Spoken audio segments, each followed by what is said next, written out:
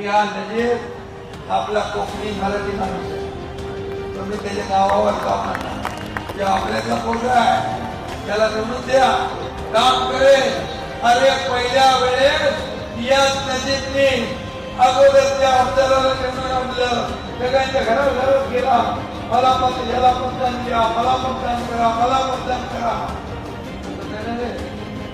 अरे कान पकडतोय चूक झाली त्याची, आता हे घेऊन रुग्ण पाडायची वेळ आलेली. अरे नगरसेवकांनी काम केलं तरी कोण आमदार होता, कोणी काम केलं तरी कोण आमदार होता.